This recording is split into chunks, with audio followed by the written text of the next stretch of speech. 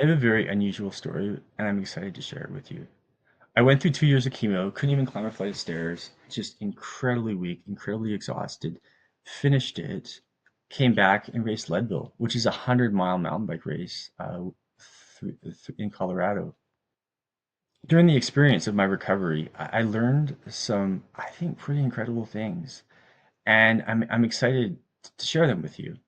The story starts 8 months after I finished chemo, and I was despondent because I realized that I was never going to recover. It was this horrible feeling knowing that cancer had taken so much from me and I just wasn't going to be able to recover. So I researched everything I could think of and finally decided, out of desperation, to have a pound of ginger a day for like 3 weeks. It was too much. Never do that. My platelets crashed to four. The doctors freaked out. I thought I was going to die. They thought I was having a relapse, but I wasn't.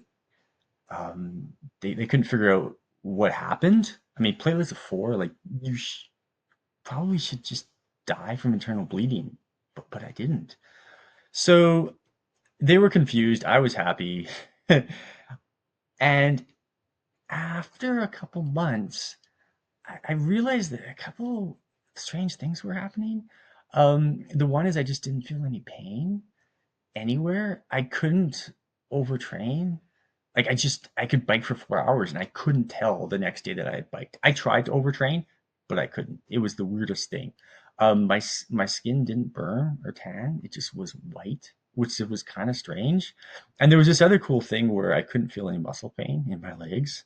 So I just went from feeling incredibly old and weak to bomb proof. I was like this weird bomb proof. I was 43 at the time. So it was a really strange experience to go through. And it took about 8 years, 10 years for my blood to get back to normal.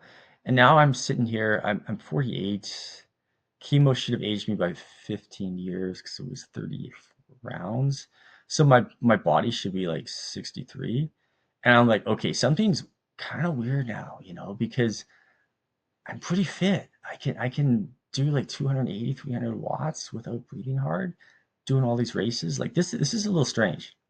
But like still not that weird. So I decided to make some creams because I was like my face looks terrible. So I made some face creams to try to like anti-aging face creams to make my face look better. And then I looked at my legs and I was like, oh, my legs, yeah, the skin's not looking so good. So I put the cream on my legs and then I went out on a bike ride. And the first ride was pretty good. I was like, this is kind of weird. So then I just got in the habit of putting it on my legs. And then in March, one of my early rides, I managed to do 2,000 meters of climbing on a mountain bike.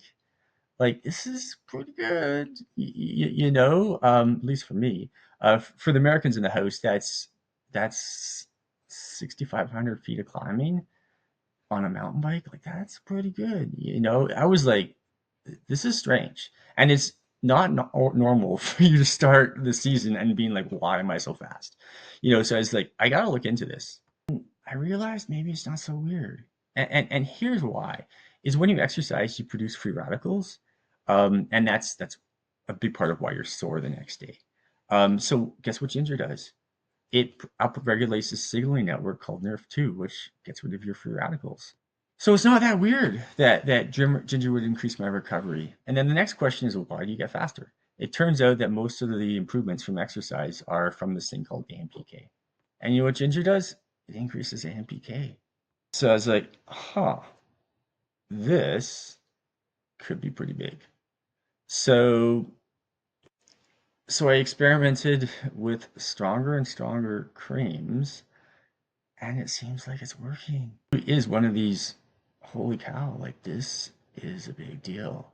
So I noticed I had a website development company and we did all the marketing.